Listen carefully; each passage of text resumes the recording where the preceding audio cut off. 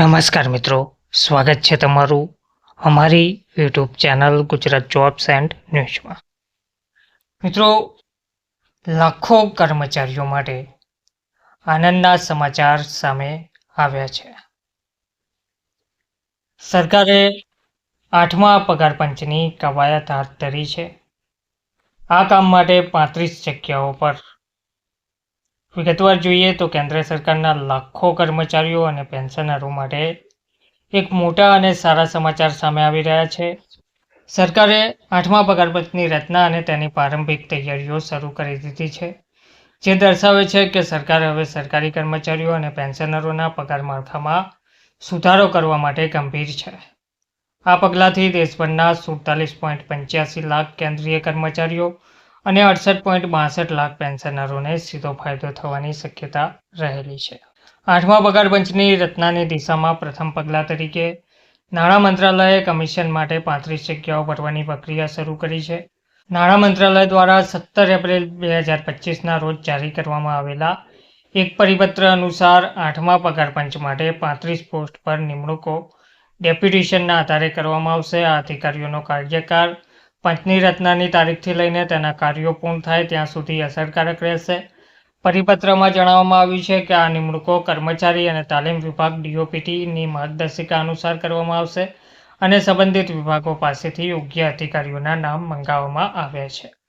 આ નિમણૂકો સૂચવે છે કે સરકાર ટૂંક સમયમાં પગાર પંચના માળખા અને કાર્યોને ઔપચારિક સ્વરૂપ આપી શકે છે.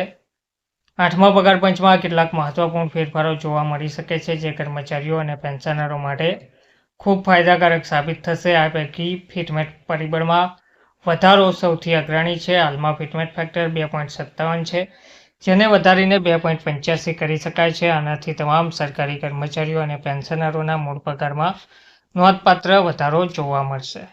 આ સિવાય વર્તમાન મોંઘવારી ભથ્થા DAને નવા મૂળ પગારમાં મર્જ કરી શકાય છે, જેના કારણે મોંઘવારી ભથ્થા અને અન્ય ભથ્થાઓની નવેસરથી ગણતરી કરવામાં આવશે.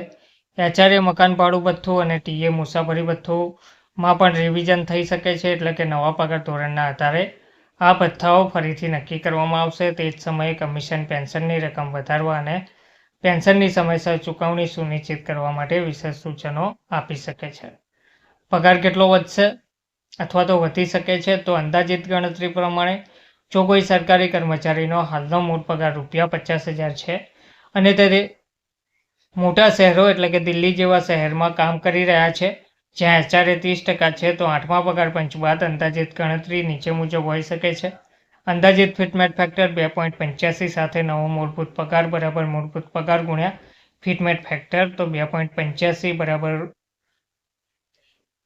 ₹50,000 ગુણ્યા 2.85 બરાબર ₹1,42,500. HRA અંદાજિત 15,000 જે નવા બેઝિક પર ગણાય છે, તો અંદાજિત કુલ પગાર ₹1,57,500 જેટલો થઈ શકે છે. તો આ જે નવું પગાર પંચ છે તે 1 જાન્યુઆરી 2026થી લાગુ થશે. પરંપરા અનુસાર ભારતમાં પગાર પંચ દર 10 વર્ષે લાગુ કરવામાં આવે છે. આ પહેલાંનું એટલે કે 7મું પગાર પંચ 1 જાન્યુઆરી 2016થી લાગુ કરવામાં આવ્યું હતું. આ સંદર્ભમાં 8મું પગાર પંચ જાન્યુઆરી 2026થી લાગુ થવાની પૂરી શક્યતા રહેલી છે. 8મા પગાર પંચની તૈયારીઓની શરૂઆત સરકારી કર્મચારીઓ અને પેન્શનરો માટે રાહતરૂપ સમાચાર છે. તેનાથી તેમના પગાર અને પેન્શનમાં નોંધપાત્ર વધારો થવાની આશા છે, જે મોંઘવારીના આ સમયમાં તેમના માટે મોટો આર્થિક ટેકો બની રહેશે. આગામી સમયમાં કમિશન દ્વારા વધુ વિગતો જાહેર કરવામાં આવે તેવી અપેક્ષા પણ જોવા મળી રહી છે. ધન્યવાદ.